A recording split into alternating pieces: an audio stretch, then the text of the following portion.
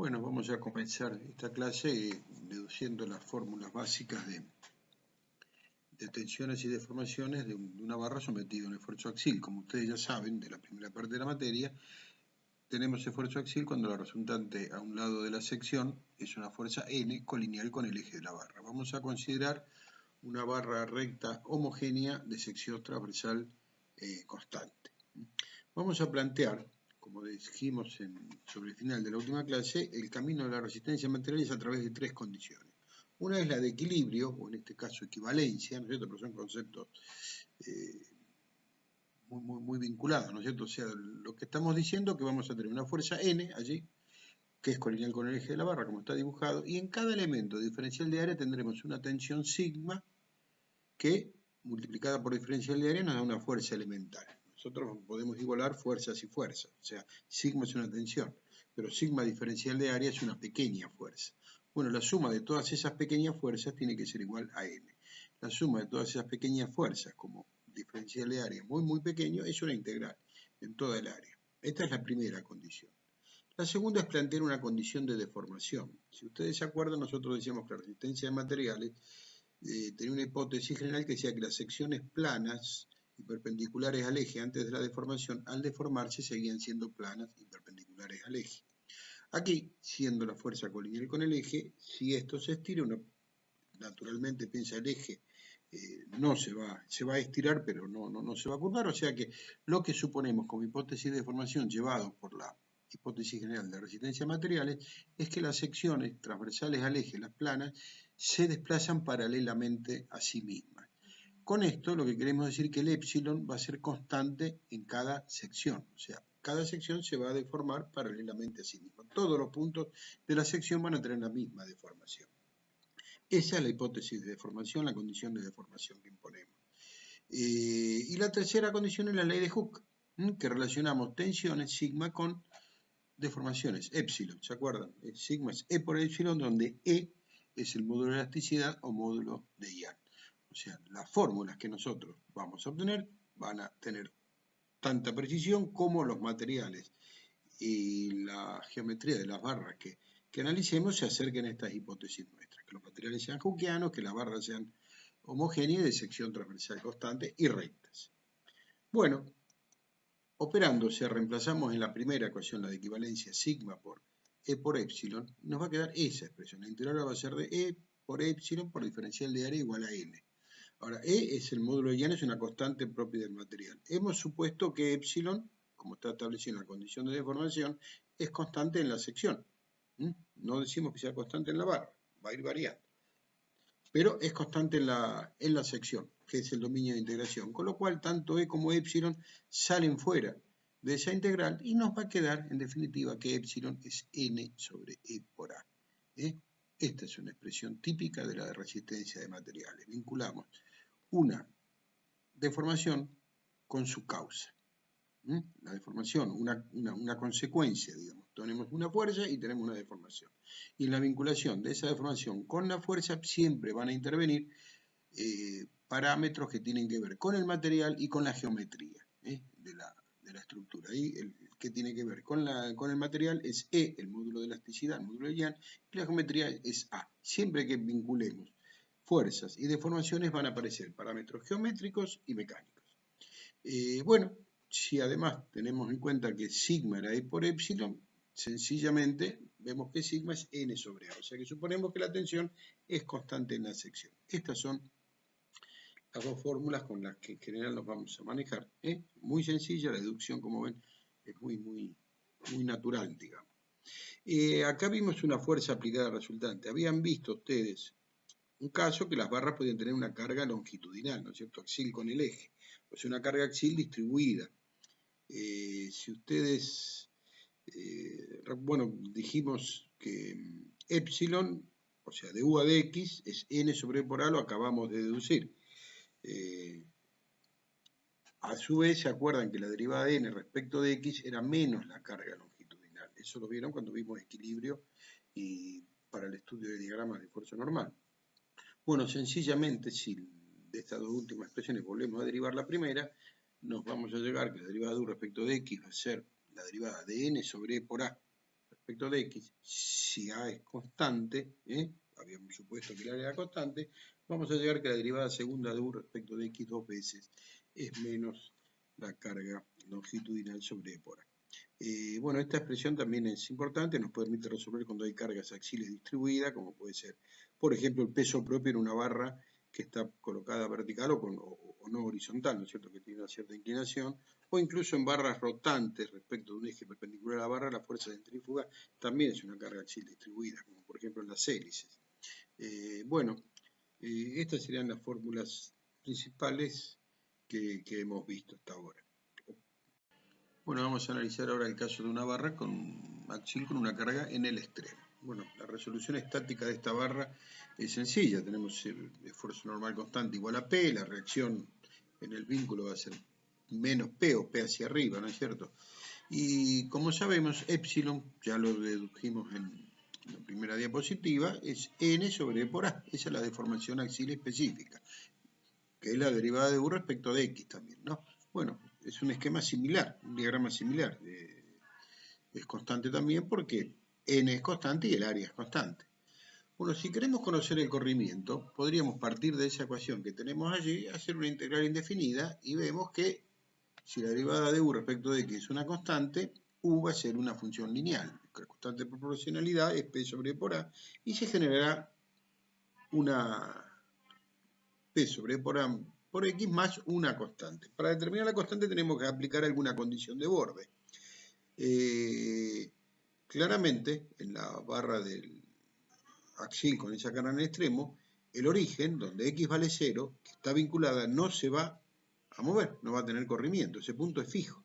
Bueno, si en X igual a 0, U es 0, obtenemos entonces que la constante es 0, con lo cual el corrimiento de la barra, la expresión vendrá dada P sobre E por A por X, o sea, será una deformación lineal, va creciendo desde 0 hasta el valor final, en el extremo en L vale P por L sobre E por A, otra de las ecuaciones de la resistencia a materiales, tenemos una fuerza y un corrimiento en este caso, no una deformación, y los vinculan parámetros, como les decía, elásticos y geométricos de la estructura. En este caso los geométricos son la longitud, el área, y el elástico mecánico, el módulo de elasticidad.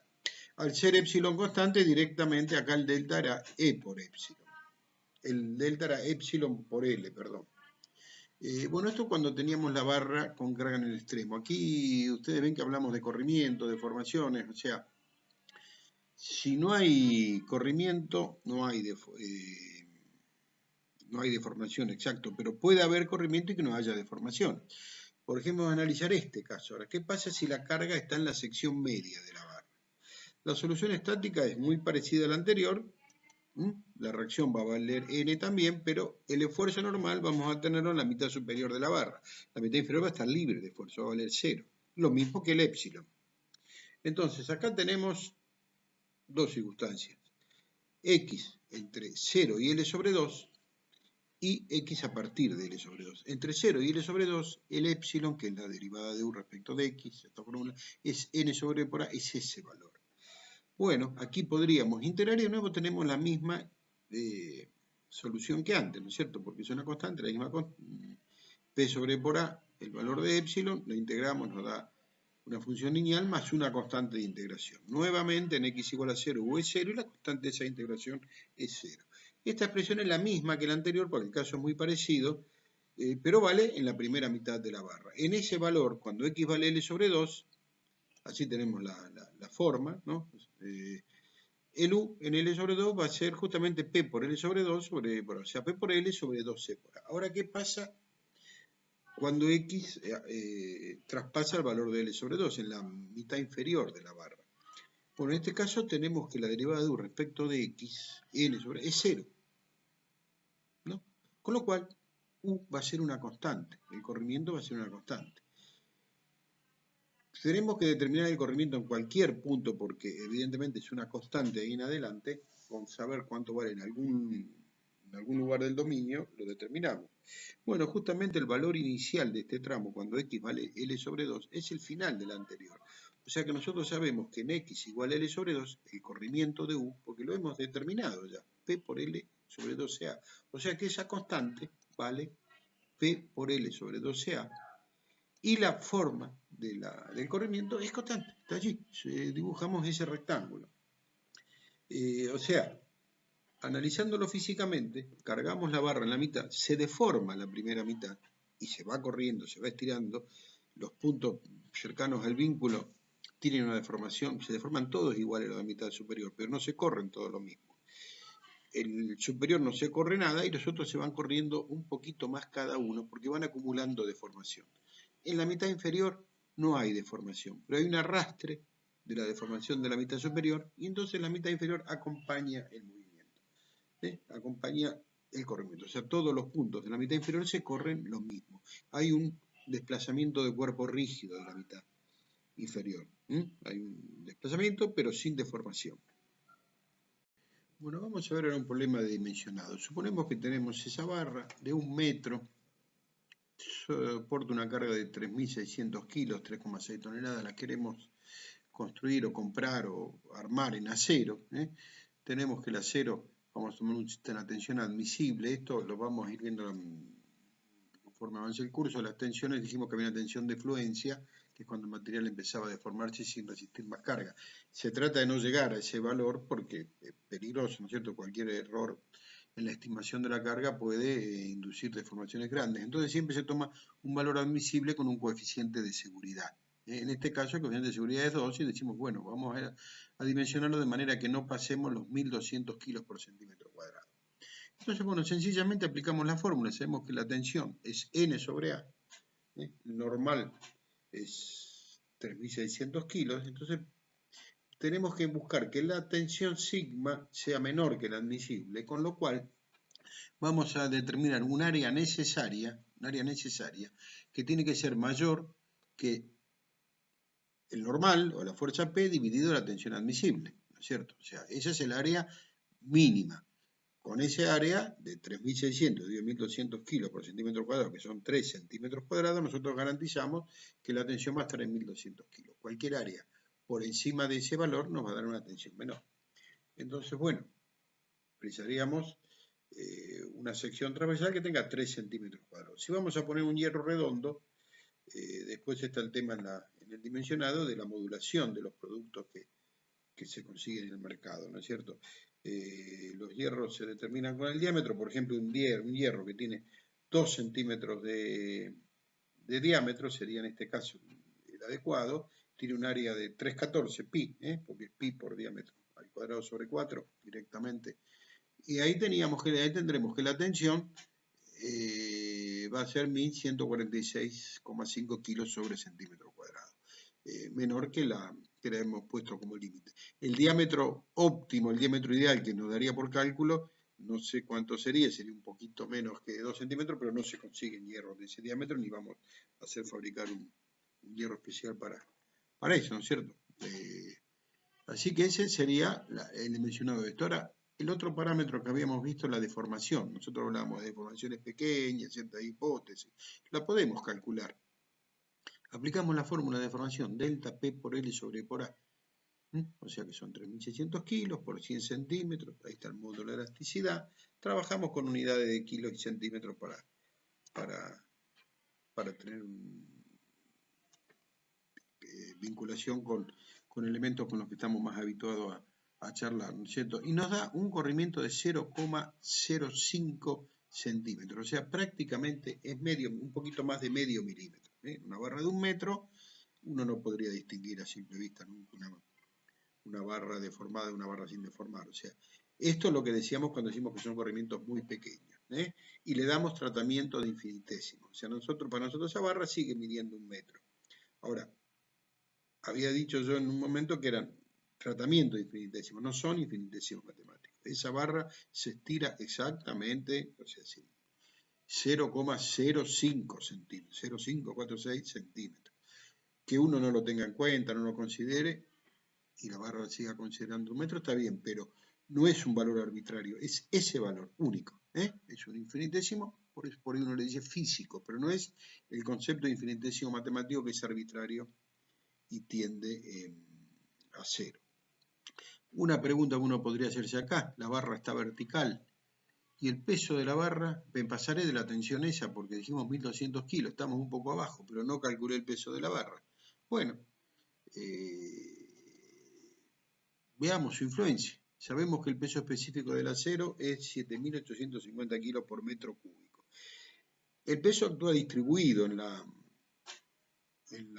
barra, ¿no es cierto? Por ejemplo, en el extremo inferior el peso no va a influir, pero la influencia del peso va a estar toda dada en el extremo superior, donde se suma el normal. O sea que vamos a sumar al esfuerzo normal el peso total de la barra, que es el peso específico por el área de sección transversal por la longitud.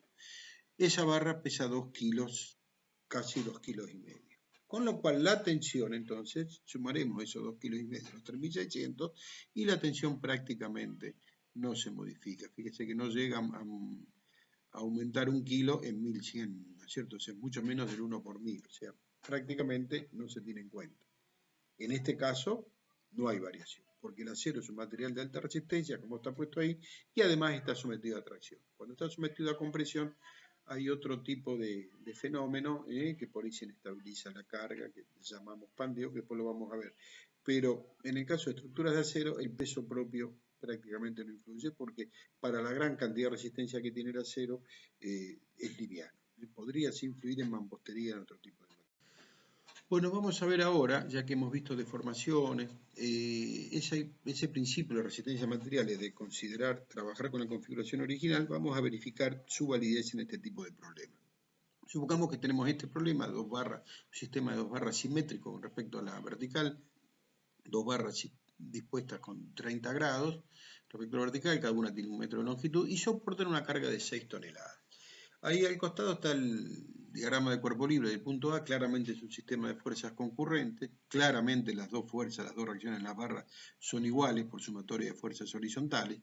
Entonces nos queda la ecuación de equilibrio vertical, que la suma de esas dos fuerzas por el coseno de 30 tiene que ser igual a las 6 toneladas, con lo cual nos da el valor de cada una de esas dos fuerzas, 3,46 toneladas. Y el problema estáticamente estaría resuelto.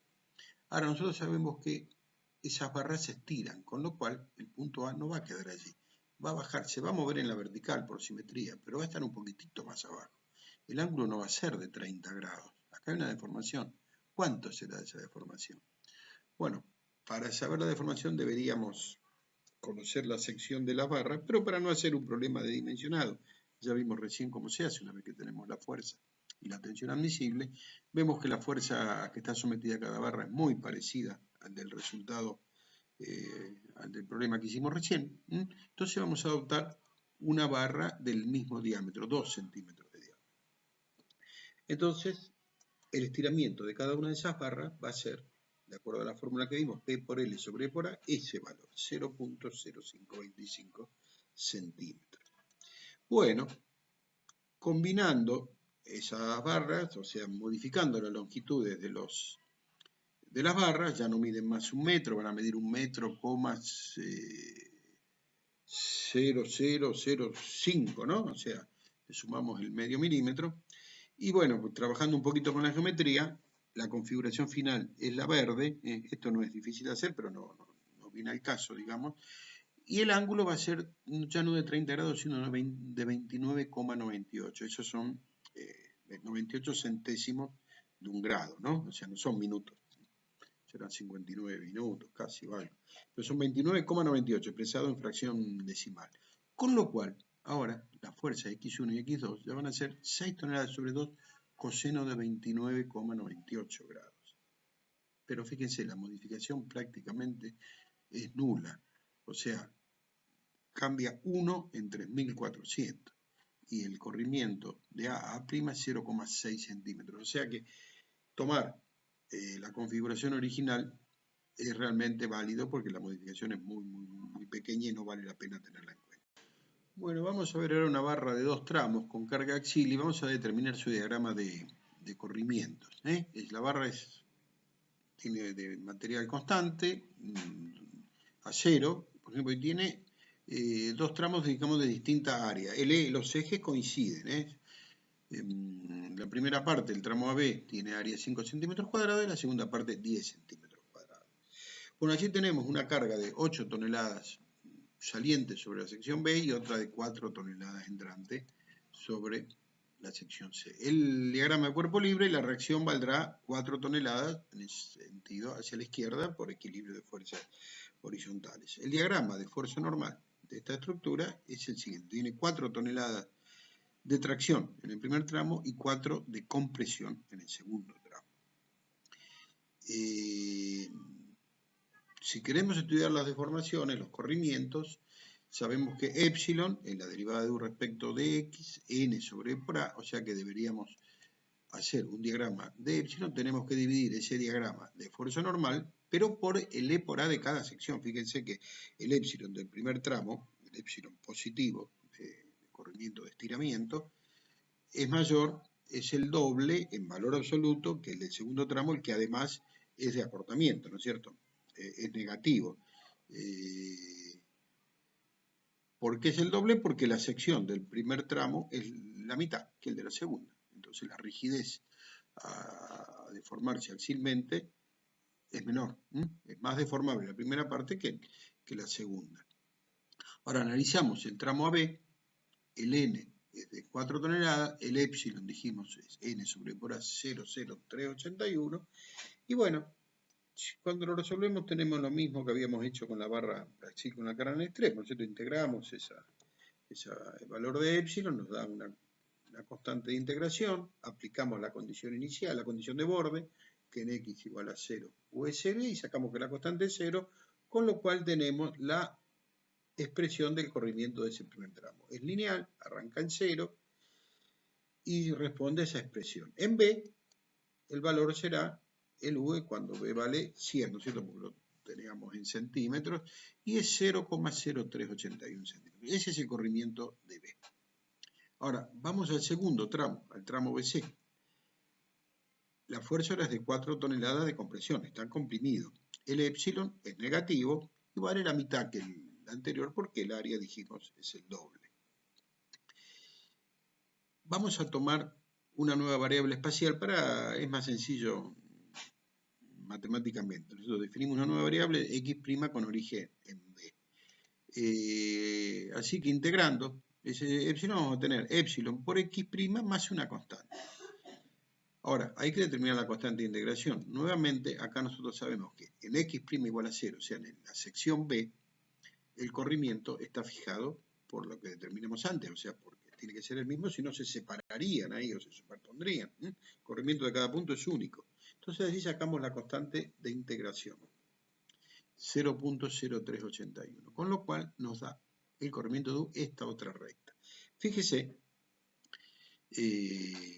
que en realidad la expresión del segundo tramo, el gráfico, baja la pendiente es negativo, o sea, el corrimiento de C, ahora reemplazando el valor correspondiente de C, que son 80, nos da 0,02286, o sea, se corre menos hacia la derecha que el punto B. O sea, el primer tramo se estira y el segundo tramo se acorta.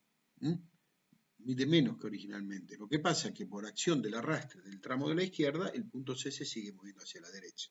Acá tenemos también claramente el tema del arrastre. Aquí lo fuimos viendo aplicando las expresiones sucesivas y lo vamos a ver en la siguiente diapositiva superponiendo la acción de la fuerza. Pero lo que quiero decir es que acá hay un estiramiento del primer tramo y un acortamiento del segundo. No obstante, la barra globalmente se estira. ¿Por qué? Porque es más lo que se estira el primer tramo que lo que se acorta el segundo. Bueno, dijimos que vamos a ver ahora, de paso vamos a verificar el principio de superposición, ¿no es cierto? Superponiendo las acciones de la fuerza. Primero una fuerza y después la otra. Entonces tendríamos, en el caso de la fuerza de 8 toneladas, que está aplicada en la sección B. Fíjense que en este caso vamos a tener fuerza normal en el primer tramo nada más. Es muy parecido al caso cuando teníamos la barra vertical y la fuerza aplicada en la sección media. Vamos a tener un corrimiento en esa mitad y la otra parte lo arrastra. ¿Se acuerdan el caso cuando lo vimos hace poquito? Aquí sí que directamente tendremos que el corrimiento en B va a ser el corrimiento de esa primera mitad, el P por L sobre E por A, y a su vez ese mismo corrimiento va a ser el de C porque la segunda parte de la barra, que tiene sección mayor, acompaña el corrimiento de U, se desplaza sin deformarse. Una deformación en la primera mitad, en la sección, en el tramo de menor sección, se deforma, se estira, hay un corrimiento M y el resto acompaña. El corrimiento es arrastrado. Allí tenemos el corrimiento de B y de C y este gráfico. El caso es equivalente totalmente al que vimos cuando estaba la carga en la mitad de la barra. En este otro caso vamos a tener una compresión constante, el esfuerzo normal es constante igual a menos 4, la reacción acá es 4, es una carga en extremo. El épsilon no es constante porque la primera parte tiene una sección mayor y la segunda parte una sección menor. La primera parte una sección menor, pero no, perdón. Y la segunda mayor el doble, con lo cual el épsilon en el segundo tramo de la barra va a ser la mitad que en el primero. En este caso vamos a tener, para el punto B, integramos el épsilon que es constante en todo ese tramo, directamente épsilon por L, nos da ese corrimiento. Como es de compresión, es negativo, nos da menos 0,381. En C tendremos por arrastre el corrimiento de B más, de nuevo, la integral del épsilon en el segundo tramo. En este caso, menos 0,381 menos, estos son los valores negativos. Y fíjense que tendríamos ese diagrama. Estos son los dos casos individuales. Superponiendo estos casos, podríamos superponer todo. Si suman los diagramas van a tener los de la diapositiva anterior, pero tomando los valores finales, el U sub B del caso 1, 00762, menos el U sub B del caso 2, nos da el 00381 que teníamos antes. Y en C, de nuevo, sumamos el valor debido al caso 1 con la carga de 8 toneladas y debido al caso 2 con la carga de 4 toneladas y nos da de nuevo lo mismo. O sea, vemos las fuerzas de uno. Estamos de alguna manera jugando con lo mismo, verificando cosas que hemos postulado, ¿no? Hay otra manera más de hacerlo, que es más intuitiva incluso. Nosotros podríamos dividir esto, separar en dos tramos. El primer tramo, hacer el diagrama de cuerpo libre, se acuerdan que tenemos una fuerza de 8 toneladas en B hacia la derecha y una entrante en C, quiere decir que si nosotros cortamos la sección en B, la resultante va a ser 4 toneladas saliente. Bueno, a esa columna, ese caso simple de una columna a una carga en extremo, cuando se deforma, le sumamos el segundo tramo, que va a estar comprimida con la fuerza de 4 toneladas. Son dos resultados simples de P por L sobre por A. El caso 1 de 0,381 de estiramiento, el caso 2 de 0,015 de compresión, y vamos a ver que el corrimiento en B es delta 1, de acuerdo a este gráfico, que es el mismo que teníamos, que lo vemos ahí arriba a la izquierda. Y el corrimiento en C es la superposición de los dos, y nos vuelve a dar lo mismo. O sea, estas son tres maneras de ver el mismo. Bueno, ahora vamos a ver el efecto del peso propio. Hoy vimos cuánto influía, pero en el valor de la reacción vamos a ver en la deformación también. Y la reacción dijimos en el vínculo, ¿no es cierto? Donde lógicamente actúa todo el peso. Pero cómo va actuando en cada elemento es lo que vamos a ver ahora. Si nosotros así tenemos un gráfico, también tenemos un delta ahí que está buscando suelto, está buscando su ubicación en el mundo, ya la va a encontrar. Si tomamos un elemento de la barra de longitud diferencial X, vamos a tener que ese elemento pesa una magnitud, peso específico por el diferencial de volumen.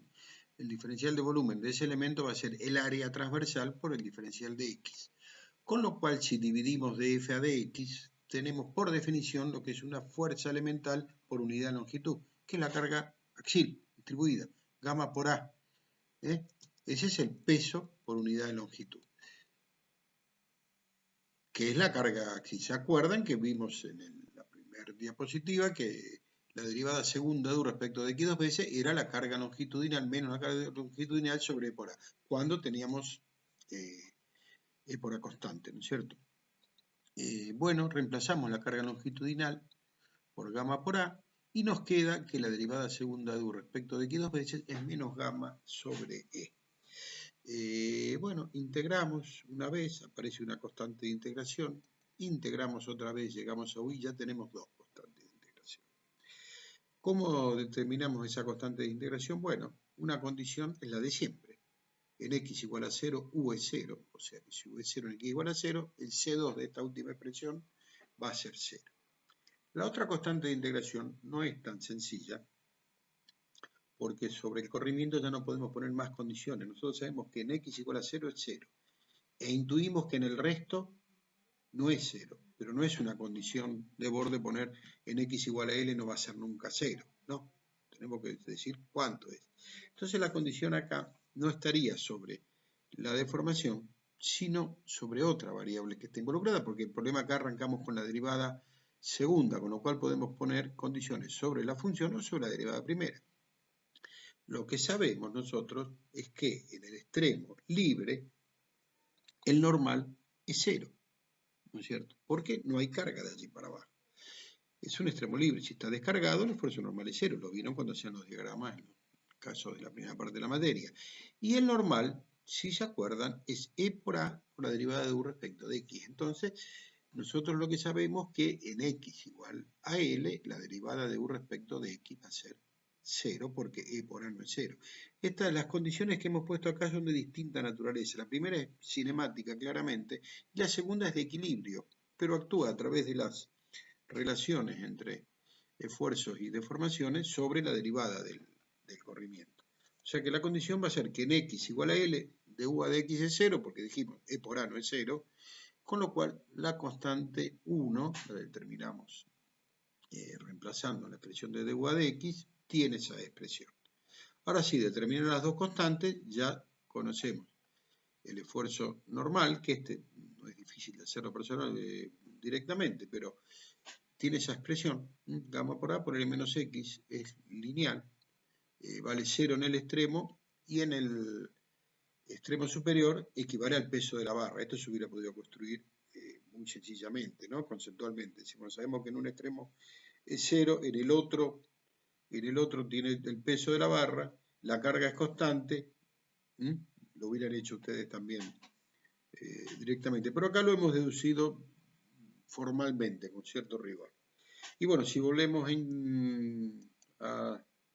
bueno, acá estaba el valor que les decía recién, que es el extremo. Ahora, el corrimiento, reemplazando de nuevo, vamos a tener esta otra expresión, que es una expresión de segundo grado. Es una parábola. La parábola es simétrica con respecto al extremo. Ahí encontró delta su ubicación, finalmente.